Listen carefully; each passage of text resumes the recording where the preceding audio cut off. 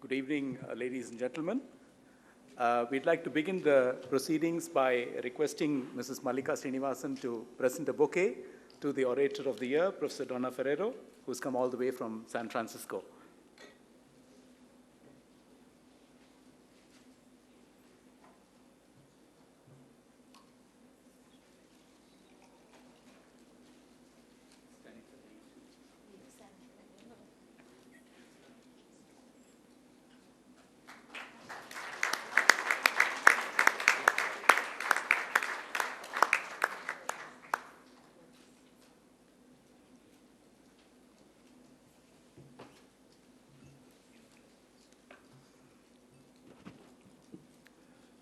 Professor Donna Ferriero, Mr. Venu Srinivasan, Professor Suresh, Professor Krishnamoorthy Srinivas, members of the Srinivasan family assembled here, distinguished members of the faculty from abroad who've come all the way to take part in this two-day workshop, Indian faculty, our friends from Chennai who assembled in large numbers to attend this event and join us, ladies and gentlemen. It's a great pleasure to welcome you to the 33rd TS Srinivasan Endowment Oration. To hold an event of this nature once a year is a challenge in itself. To hold it year on year for 33 years is, I think, a great tribute to the vision of the founders, Professor Krishnamoorthy Srinivas and Mr. Venu Srinivasan, who have conceptualized and who have continued to conduct this event regularly. As always, our speaker is a star on the international neurological firmament, and Professor Donna Ferriero was selected by our selection committee, consisting of, chaired by Professor Timothy Pedley.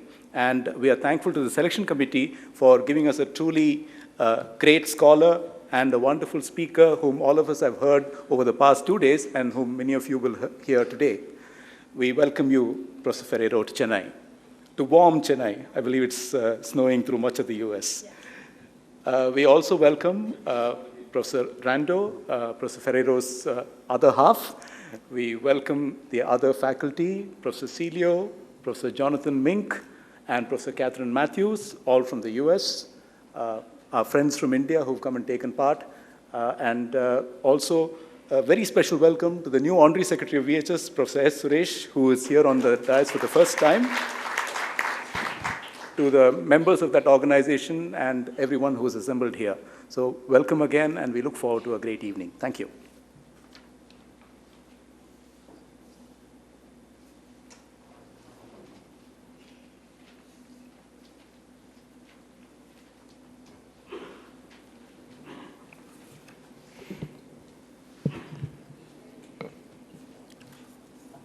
Professor Donna Ferriero, visiting speakers, dignitaries, ladies and gentlemen, good evening.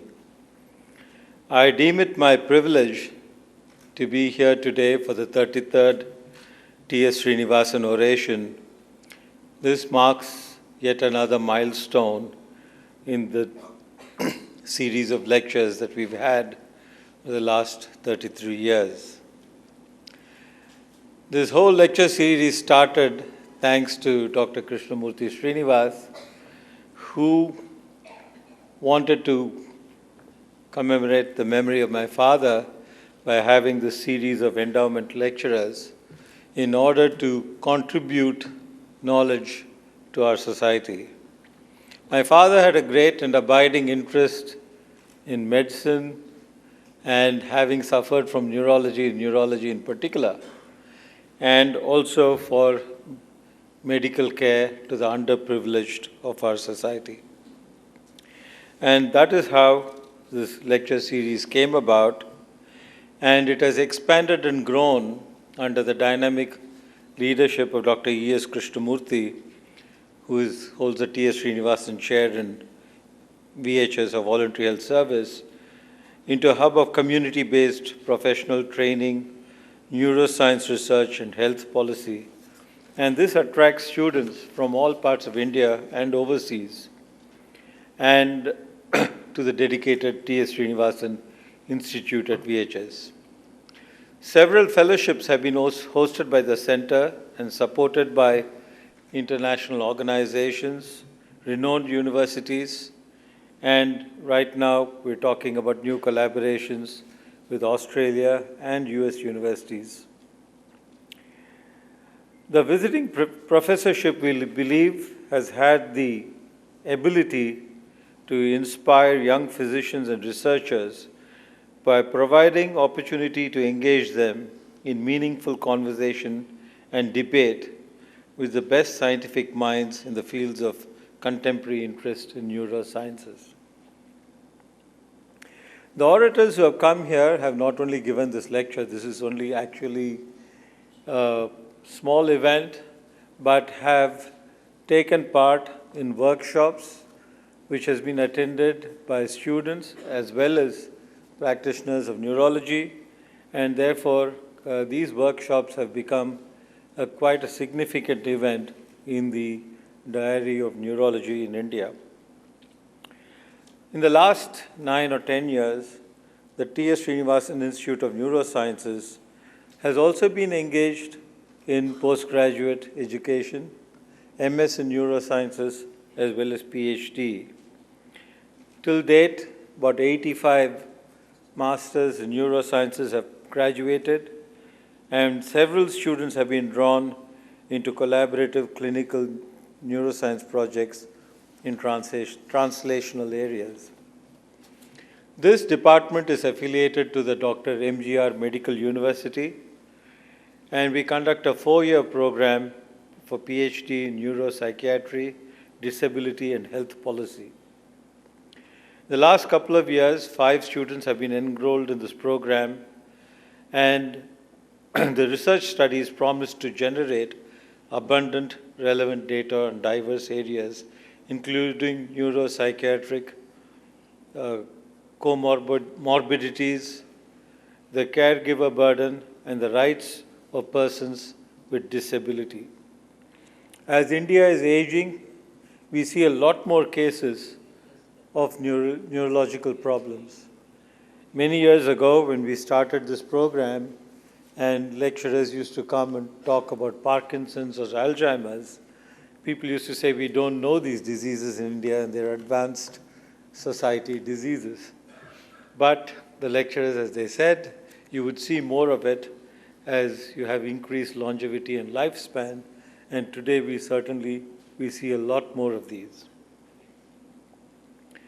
We also offer a 1-year fellowship in neuropsychiatry, and here the fellow is able to learn by patient's bedside through research inputs, by active participation in the academic sessions of the department, or discussing the rationale of the treatment with his colleagues. We also have MD in psychiatry students from Sir Raja Muthiah College, Annamalai University, who have undergone their 3-month peripheral posting in neurology in this department. This year, the clinical and research wings have consolidated over 3.5 decades of assiduous work by developing a sustainable and replicable Indian rural-urban model of clinical healthcare delivery. An integral part of this project is in the multidisciplinary clinical wing of the neurology department, with over 2,500 outpatients and 200 admissions a year. Stroke is a major public health priority and has been covered by this institution from the beginning, not only to treatment of the stroke, but also post-treatment care. And this particularly has focused on the lower socioeconomic strata of our society. Through the Center for Advanced Rehabilitation Specialties, or CARES, we have provided a unique low-cost rehabilitation policy program, and this has been recognized by WHO in the health report as a best practice model for serious and debilitating conditions like dementia. Maximizing ability through comprehensive health care is another novel community-based initiative, and this covers children with developmental disability and to the community and institution-based elderly. The neuropsychiatric clinic has been set up recently to establish the continuity between neurology and psychiatry. The TS Srinivasan Research Group, with 4 PhD staff, 5 PhD scholars, MS students, and researchers and interns and mentors, have focused their research studies on the interface between clinical science and public health to further strengthen the focused drive to create replicable clinical healthcare delivery model. There is a promise that all these spokes of the wheel will converge at the hub to create an excellent model which seems to be the need of the hour with the looming healthcare problems in our society. I must mention at this point the particularly outstanding work done by Dr. TS Krishnamoorthy, who's been one of the 4 global advisors to WHO in preparing the report titled Dementia, a Public Health Priority. Dr. Krishnamoorthy has been engaged in other landmark publications, including development of a series of books which address the transcultural aspects of neurological diseases. He has chaired and addressed several national and international conferences, and notably the Epilepsy Society of Australia's keynote speaker at Hobart in Tasmania. Dr. Krishnamoorthy also completed a dynamic 3-year term as the Honorary Secretary of the VHS, laying the foundation for global development of the institution. And Dr. Suresh, a distinguished fetal medicine expert, has now been elected to this important position, and we welcome him and look forward to working with him in the development of the TS Srinivasan Institute at VHS. I am also happy to say that Dr. TS Krishnamoorthy will continue as the chair and continue to guide the TS Srinivasan Department or Institute at VHS. Now it's my pleasure to institute the speaker for today, our distinguished Professor Donna Ferriero, the 33rd orator, and to present her with the TS Srinivasan Medal and Scroll. Professor Ferriero is a professor of pediatrics and neurology and holds the chair of the Department of Pediatrics and is the physician-in-chief of the University of California, San Francisco Benioff Children's Hospital. She's the director of the Neonatal Brain Disorder Labs and co-director of the Newborn Brain Research Institute at the university. Her laboratory has been critical in defining the roles of oxidative stress during hypoxia-ischemia and the relationship of selectively vulnerable populations of neural cells during maturation-dependent injury. She has been recognized at the university and by her residents as an outstanding teacher, receiving the Academic Senate Distinguished Teaching Award and the Robert Laser Neurology Teaching Award. She is active in mentoring programs for medical students, residents, and junior faculty, and she was recognized for these efforts with the University Chancellor's Award for the Advancement of Women and the Maureen Andrew Mentor Award from the Society of Pediatric Research. She is a recipient of the Holly Smith Award for Outstanding Service to the School of Medicine. She is a past president of the Child Neurology Society. She served on the Council of American Neurological Association and the American Pediatric Society and is the past chair of the National Institute of Health NHST, a study section. She is currently on the Council of NINDS. She is on the editorial boards of several peer-reviewed journals which include Nature, Clinical Practice Neurology, Pediatric Research, Annals of Neurology. She is the recipient of the 2000 Sidney Carter Award in Child Neurology for Excellence and Leadership in Child Neurology. And she was elected to the Institute of Medicine of the National Academy of Sciences in 2005. She received the Royer Award for Excellence in Academic Neurology in 2007 and the Willis Lecture for Outstanding Contributions to Stroke Research in 2010. She was recently elected to the Association of American of American physicians.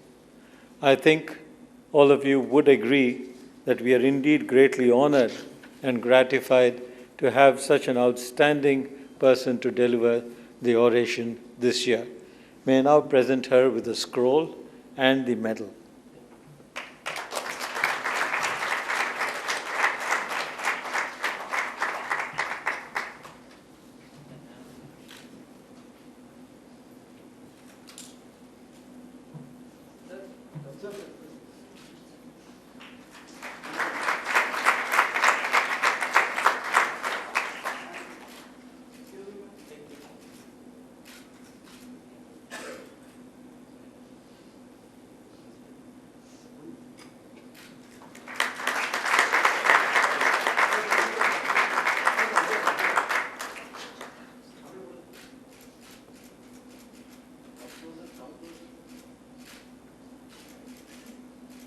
Thank you.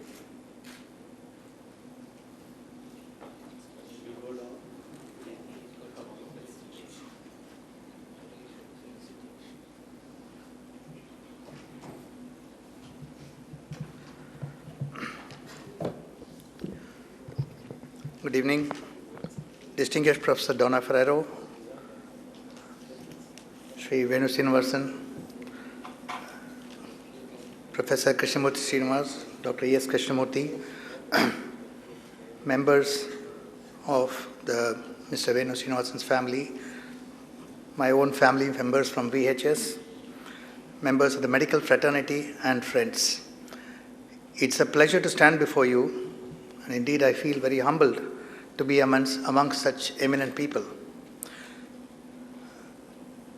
Today is a day which we always look forward to every year, being the day of TS Srinivasan Endowment Oration. The TS Srinivasan Institute has been well known for its volume of research, creating a platform for sharing the latest ideas on the frontiers of neurological sciences, and this research always delivers the frontier in research with significant take-home messages. Doyens in the field have delivered this oration, and it is indeed looked upon as one of the major scientific events in neurology in the world today. Today we have a very distinguished professor of pediatrics. I don't need to say more because we have heard from what was said of her that we are indeed privileged to listen to her today in this hall.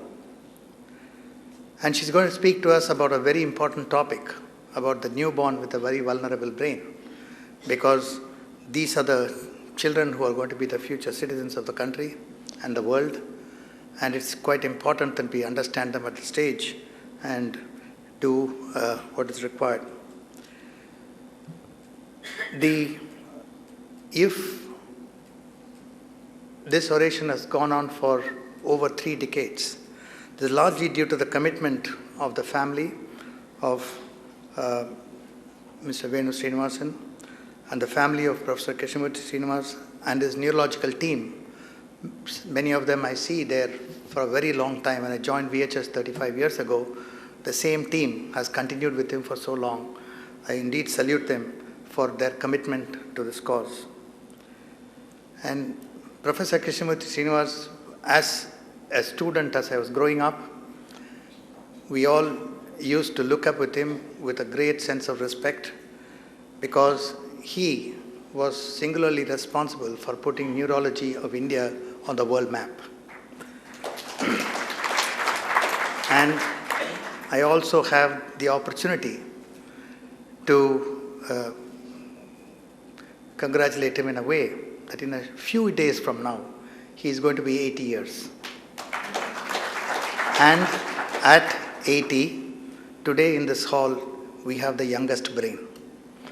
He's extremely sharp. He can talk on a variety of subjects, and every time a 5-minute conversation with him, you take back so many messages, so much of clarity, so much of thought process, and I'm indeed very happy that I'm standing here before and sharing the dais with him today. As Honorary Secretary of VHS, I should say VHS is very proud to be the home for this wonderful institute called the TS Srinivasan Institute. A few days ago, I had the opportunity of having a one-to-one conversation with Mr. Venu Srinivasan, and he shared his vision for this institute with me. And then I realized that what we are thinking of is not 1 year or 2 years or 10 years or 15 years. This is forever, that this institute should be one of the most important institutes in the world of neurology. And then adapt global criteria to local needs. And his vision of doing neuroepidemiological research is well founded, because today, as he says, with 1 billion population of India, we certainly can do enormous amount of epidemiological research to understand the disease in the way it should be understood. I thank him for being with us, supporting the institute, and I'm extremely happy and proud that the TS Srinivasan Institute is inside VHS today. I'm sure we are in today for a very good academic feast, and we will listen to messages which we will cherish for a very long time to come and apply some of these messages to our own practice. Thank you very much for a patient listening, and thank you very much for asking me to be here.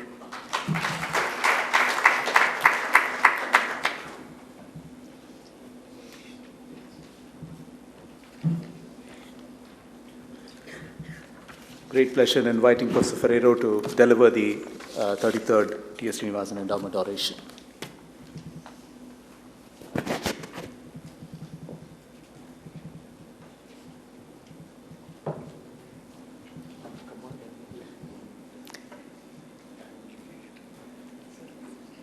I'd like to thank Venu Srinivasan and the entire Srinivasan family for this incredible honor. I would also like to thank our host, Professor Krishnamoorthy, and his dad, Professor Srinivas, for allowing us to participate in this wonderful event. I'd also like to thank my fellow faculty who did a wonderful job telling us about the disorders that affect the developing brain, Dr. Chilio, Dr. Mink, and Dr. Matthews.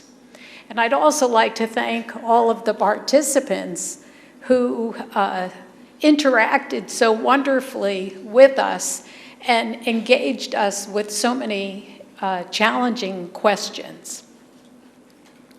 I wanted to mention that my visit to VHS the other day was truly the highlight of this vacation trip.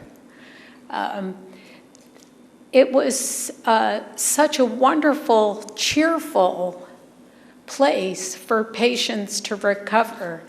And the part of the visit that struck me as so remarkable was the integration of the family in the care of the patients there. The family is with the patient, the family learns how to take care of the patient, so when they go home, the patient isn't at a loss. And I think we have so much to learn from that. We strive for family-centered care in the United States, but I think we fall very short, and I think we have a lot to learn from the model set up by the physicians at VHS. So thank you for allowing me to participate in that. I also enjoyed the seminars with the PhD and master's students, the wonderful, challenging, and interesting cases.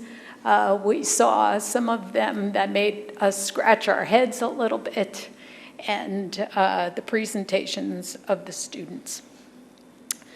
So without further ado, let me talk a little bit about the newborn with the vulnerable brain and give you my perspective on neuroprotection and repair and the possibilities that we have for brain-focused care of our challenged children. But let's speak a minute about the magnitude of the problem. If we look at term births, annually there are 26 million births in India, which represents 20% of the global live births. There are 1 million deaths per year, which is 25% of the global burden. Here in Tamil Nadu, 30 to 39 per 1,000 live births suffer.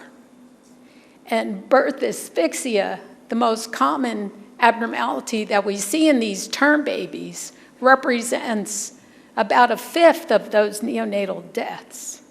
Preterm births, another portion of the population that contribute to the vulnerability, represent 15 million births per year, and 1 million of those babies will die. 60% of preterm births occur in Africa and South Asia. And it's surprising, though, that the highest are Brazil, India, Nigeria, and the United States. Much of that is due to the increase in fertility treatment and multiple births, and those children being born too early, infection, and then systemic disease in the moms. So how do we help our most vulnerable patients? We do it by brain-focused care. And at UCSF, we set up the nation's first neurointensive care nursery that I'm going to tell you a little bit about at the end of the talk. And here you could see me on the one side and Dr. Rowich, the other co-director of our institute, on the other. He's a neonatologist, and we care for these babies hand in hand. In the middle is a picture of an incubator that we developed with General Electric to safely transport babies so that we could study their brains by magnetic resonance imaging. And I'm delighted that in my lifetime, we developed the first therapy to treat term babies, and that's using hypothermia. So cooling babies has actually now reduced death or disability in this population of babies by 11%. That may not sound like a lot, but it's just the beginning of our ability to impact therapy, and I want to talk about that a little bit. And here you can see a baby on a cooling blanket, comfortably resting, sedated by morphine. And you can see the amount of technology it takes to keep that baby stable during this 72 hours that we keep that baby cold. I want to show you that there's a huge window of opportunity. Babies have strokes. They have strokes at the same rate that older adults have strokes. So it's a big problem. And that problem occurs over a period of time. So we can look at our imaging, and I'll draw your attention. I can't use the pointer because there are too many screens. But if you look at that bottom row, that flare image, you'll see that white arrow and an arrow pointing to a line that looks brighter. And look at how that gets bigger and bigger over the first week of life. That is telling us that these babies are having injury that goes on and on. We need to do something about that. Cooling is only the beginning of what we might be able to do. And timing is really what we have to understand when we think about the injury that's happening in these babies' brains. Because initially, in the first couple of hours after birth, when they're asphyxiated, they may experience what we call oxidative stress, and their brains are overexcited. But days and weeks go on where inflammation occurs in the brain. And it's not until that time that the brain can start to repair itself. And during that whole period of time, there's cell death that we have to fight against. So how might we do this? Well, a while ago, people decided, and this is now probably a study that set the stage for using allopurinol, which is an antioxidant. And first used it in rats, saw that it was effective against hypoxic-ischemia. But then when people looked at the babies who were given short doses of allopurinol. There was no improvement. And so that made people think that maybe we're giving the drug too late after their injury, even though some babies with cardiac disease seem to benefit. So the folks at the University of Utrecht in the Netherlands have designed a trial which is ongoing right now, where pregnant mothers who are at term with the risk of a baby who might be born with hypoxia will receive a dose of allopurinol, and then they will be studied with short-term outcomes to look for oxidative stress, and then long-term outcomes to look for their long-term neurological outcome. So this study was started 2 years ago and is in progress. There are many other antioxidant strategies that have been developed in animal models, and some of them are coming to human trial. And so I've told you about hypothermia. I'm going to mention it to you in a little bit more detail. And I'm also going to talk to you about erythropoietin, the growth factor that Lance Armstrong made famous. But this is for a better use. It's for the brain, not to win bike races.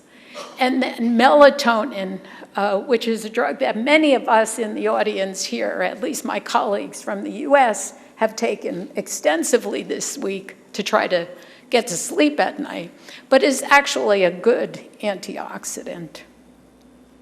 And again, going back to the animal model, where we have to start in order to understand what the mechanism of action is, in a stroke model in a newborn rat, despite the fact that it didn't have any impact on the size of the injury in that animal, this drug actually reduced inflammation by decreasing microglial activation, and it preserved white matter, the ability of the brain to create that wrapping around the axons.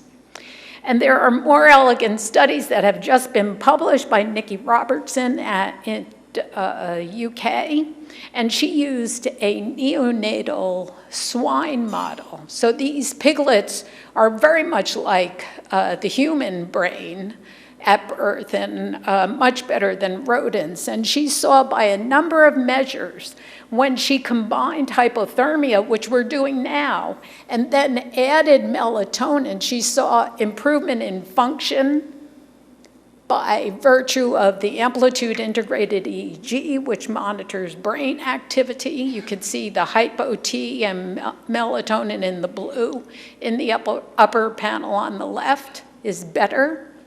She measured oxidative stress by doing an MR spectroscopic scan like the ones I showed you yesterday.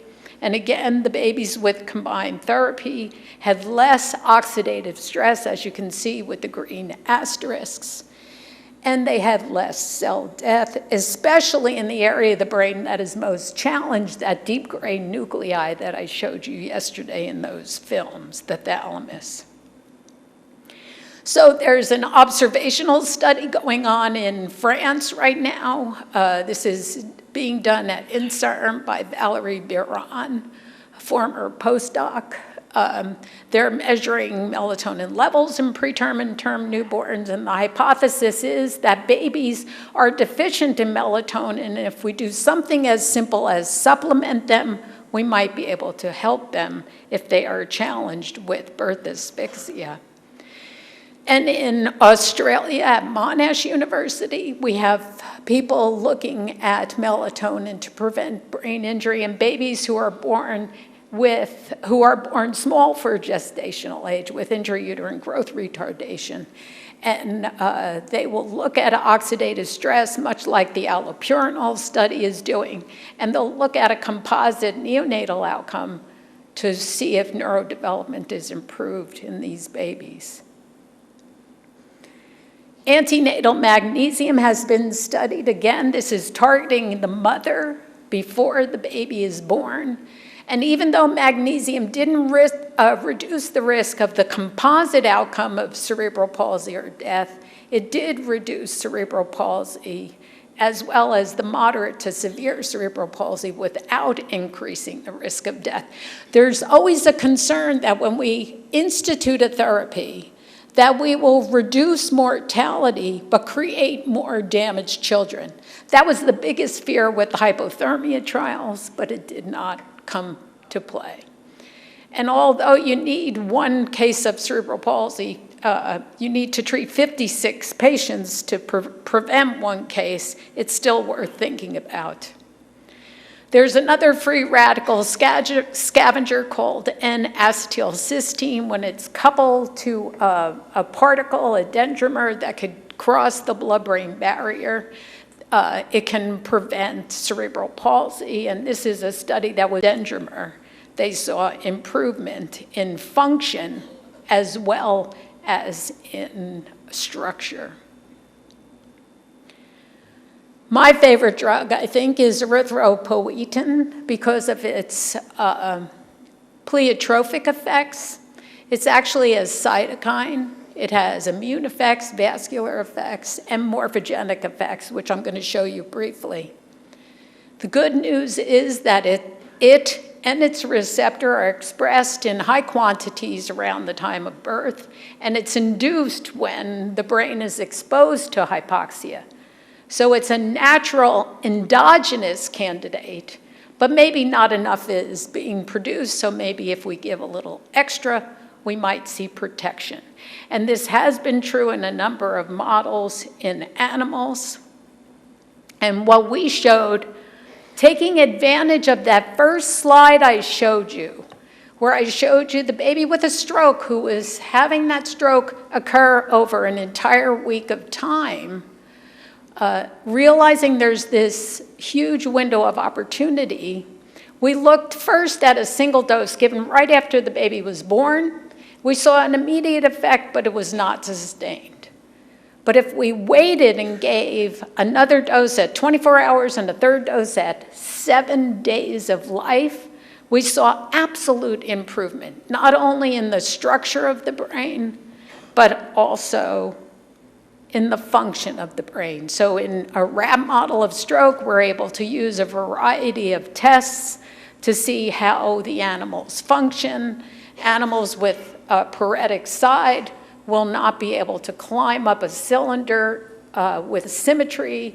They'll climb up using the good forepaw. We were able to show resolution of that. And when we put animals in a maze, a milky maze, and watch them swim to find a platform, it tests their locomotor, the visual motor, and their memory capabilities. We saw improvements in each one of those when we gave the animals 3 doses of erythropoietin. So I draw your attention to the red bars where the 3 doses, you see the 3 doses compared to the yellow bars, which is the 1 dose. The black bar is the sham animal that had no injury, and you can see it's best illustrated in the time to reach previous platform location, a memory test, that the EPO-treated animals with 3 doses look just like the sham animals. That was very good news for us. We've also looked to see if we're actually creating new cells, and indeed we've recently shown this. This isn't projecting all that well, but you can see what we do is we give a marker into the brain when the animal is born. That's GFP, it's that those green dots you see in the upper panels.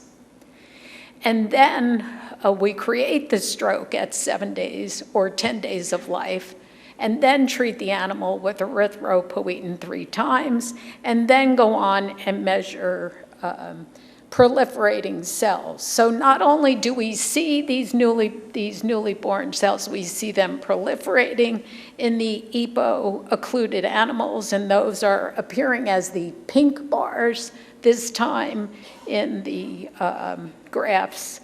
On the right side of the field, the black is sham. The yellow is just giving EPO to a sham animal, which actually has a good effect. The blue are the animals that have had the stroke and no treatment, and the pink are the animals that have EPO. And what we're measuring in that panel are cells that are proliferating by using an immunohistochemical stain called Ki-67. And we can actually look to see which cells are being born in those brains. And on the left side of the panel, looking again at the red bars, you will see in the EPO-treated animals that have had a stroke, we're using a marker called double cortin, which marks those early neurons that are migrating away from their place of birth to their correct location in the brain. We see an increase in those cells compared to all the other conditions. And nu-N, which is a marker of the mature neuron, is also increased in these brains. We see an increase in the cells that are also going to create white matter, myelin, the oligo precursors, which is also good news, and that's on the left-hand side where we see the oligodendrocyte precursors increasing by the red bars. And the best news of all is the scar is not forming. The scar is measured by a immunohistochemical marker called GFAP that marks astrocytes, and that is actually decreased. This work was done by Fernando Gonzalez in our lab and has just been published in the journal Stroke. So what we found from these cell fate findings in an animal model, in comparison to no treatment in animals that received stroke, that EPO treatment actually increased the number of new cells born. It increased the good types of cells, the immature neurons, and the mature neurons. It increased the oligodendrocyte precursors, and it decreased that scar. So it really changed cell fate commitment, and this is what repair is. This is what happens down the road after that stroke, after the birth asphyxia, and this is what we need to target. So if we target early with hypothermia and give EPO later, we might have a chance at changing self-fate commitment and repairing the newborn brain. And this is,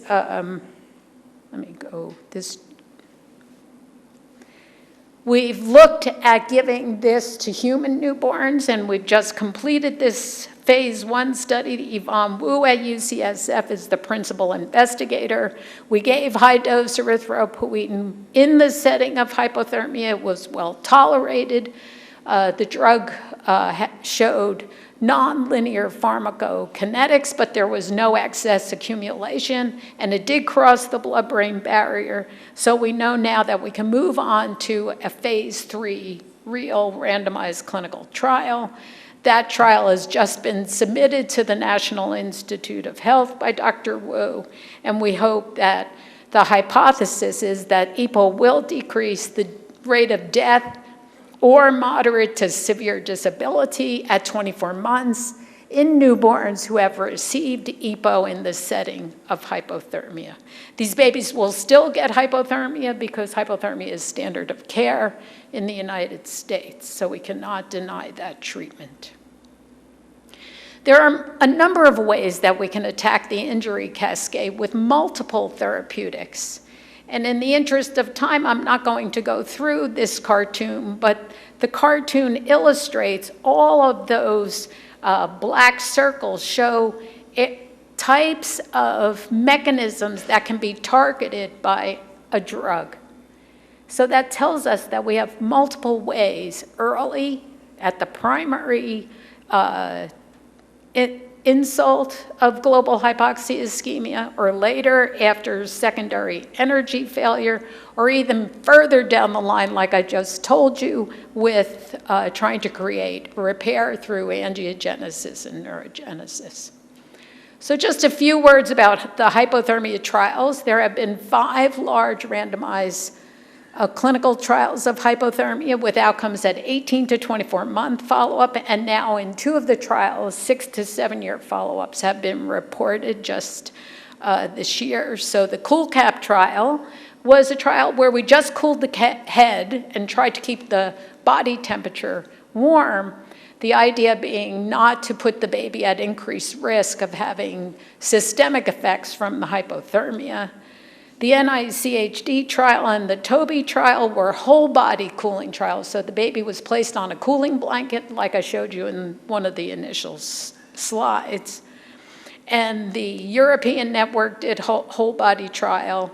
And the ICE trial was a very interesting trial done in Australia and New Zealand, where they actually put ice packs on the liver of the babies to bring the temperature down.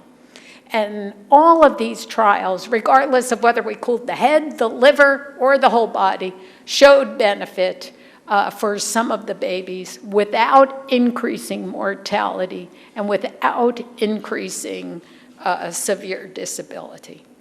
So that has moved us on to being able to think about what we can add to hypothermia for these challenged newborns. This is a huge advance. This is the first therapy for these babies, and I must tell you, I never thought I was going to see it in my own lifetime. When you look at the meta-analysis of all these studies, what you see is that no matter, like I said, whether you cool the head or the body, you'll get a good effect. You'll decrease risk of death or moderate to severe disability. The number needed to treat is only 7, so it's an appropriate use of resources. And there are improved secondary outcomes with disability, and the survivors reduced in every single one of the studies. At UCSF, we use MRI right after the cooling, so we warm the babies back up. We take them down into the MRI scanner. They're usually 4 to 5 days old at that time. They're no longer cool, and we've seen great results. We've seen a decrease in the extent of injury, both to the basal ganglia, the most challenged regions, and to also the boundary zone regions. And we've also seen a shift away from that basal ganglia toward more normal scans in the babies that we've treated. Something interesting came out of one of the trials run by the European network. They gave morphine as adjunctive therapy so that the babies wouldn't be shivering and wouldn't be stressed. And what they found in this trial, not all babies received the morphine, but the babies that received the morphine and who were cooled actually did better. So again, supporting the hypothesis that we need to add to hypothermia, and we need to figure out what those drugs might be. This was a small study, but an encouraging study nonetheless. So if we can manipulate these pathways at different stages, at the beginning, hit inflammation, or target repair, we have a chance of improving outcomes. This is a wonderful study by Mariana Thoresen from Bristol, England, where she gave hypothermia, and the inert gas xenon. Xenon is a very expensive inhaled gas, but she designed a system to recirculate the xenon and keep the cost down. And she found that there was an improvement in histopathology, but she also saw an improvement in function. She saw this is rat data, but she also saw this in swine as well. And the good news was that she could even delay the therapy up to 3 hours with the hypothermia or the xenon and see an improvement 10 weeks after the injury when the baby rat becomes an adult rat or the baby piglet becomes more mature. The value of this is that xenon is also an anesthetic, and it could actually be given to the mother who is challenged during labor. So you could do it almost as a pre-treatment against birth asphyxia safely and not even affect the baby. So you treat the mom and then you could treat the baby. There is now a xenon and hypothermia trial ongoing in Bristol and in Norway, and we await those results. So there are a number of best candidates, and it's going to be a challenge to try to figure out what we can study so that we can get it to the clinic faster. But antenatally, melatonin, xenon, allopurinol seem to be leading candidates. Resveratrol, the compound that's in red wine and also pomegranate juice, actually is protective. If you feed moms pomegranate juice and then create hypoxia-ischemia in an animal model, you can prevent the hypoxic-ischemic damage in the babies whose moms receive pomegranate juice. So go out and buy some pomegranate juice if you're pregnant. Postnatally, melatonin and EPO seem to be the best candidates. It's EPO and EPO-like compounds. It's not just EPO twice on this list. Xenon again, and anticonvulsants also have been shown in animal models to be protective. So while we're treating the seizures in these babies, we might also be treating the entire brain. And in response to these best candidates, there are a number of clinical trials now for birth asphyxia, for hypoxia-ischemic encephalopathy. I don't put this up there for you to read everything, but I put it up there to show you that it is happening worldwide now. This attention has been drawn. And all of these trials are add-on therapies to hypothermia, which is great news. So we look forward to all of this information. So we treat the baby, we give the baby hypothermia, we give the baby a drug X. Do we know whether it's doing anything? What are we going to follow? How are we going to mark the repair that we might see, like I showed you in the animal models? We can't take the brains out and count the number of cells. We have to find a better way of measuring that. And people at UCSF are doing that now by measuring functional connectivity, also called the connectome.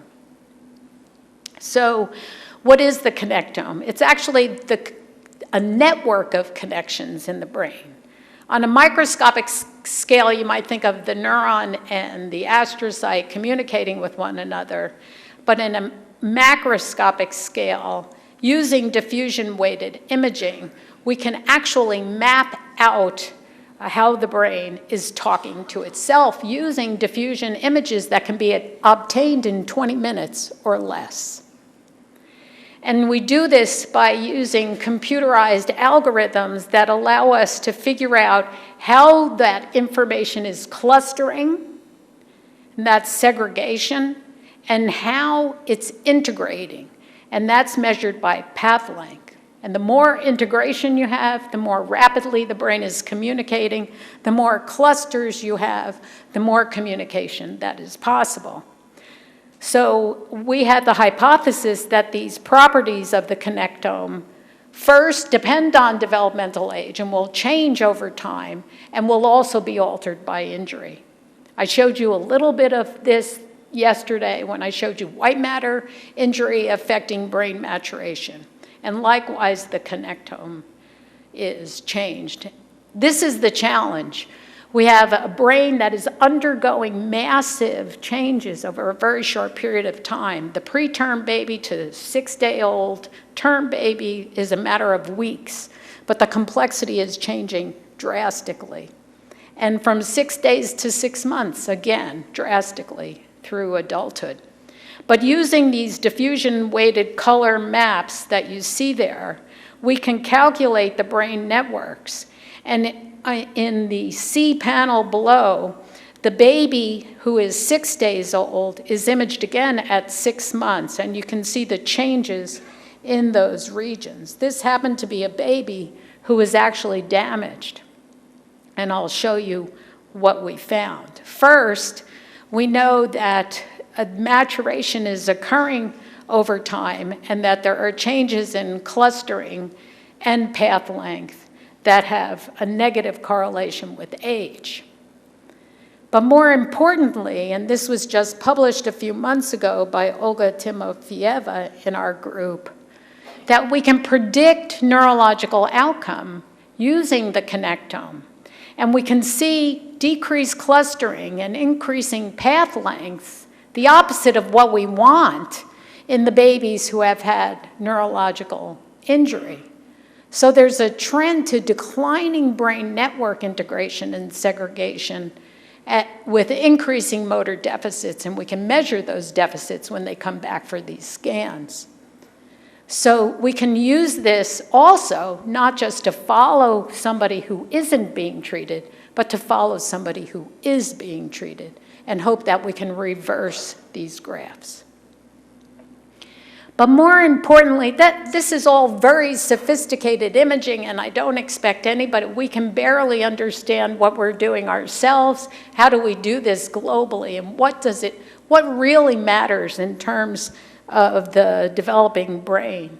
What really matters is how we give the care, that the care is brain-focused, that is team-based, and the team is large and synchronized. We use neuroradiology to help guide our thinking and to help guide our next steps. And we go hand in hand, neurology and neonatology, to take care of these babies. And at the same time, we use our research to help guide next steps. All the time, we're trying to use developmentally appropriate infant care in the nursery to avoid stress in those fragile newborns, because the stress will make any damage worse. So our modeling starts with the specialized nurse. This nurse knows how to triage, knows how to do an initial clinical assessment, can apply the cooling blanket, can apply the amplitude integrated EEG,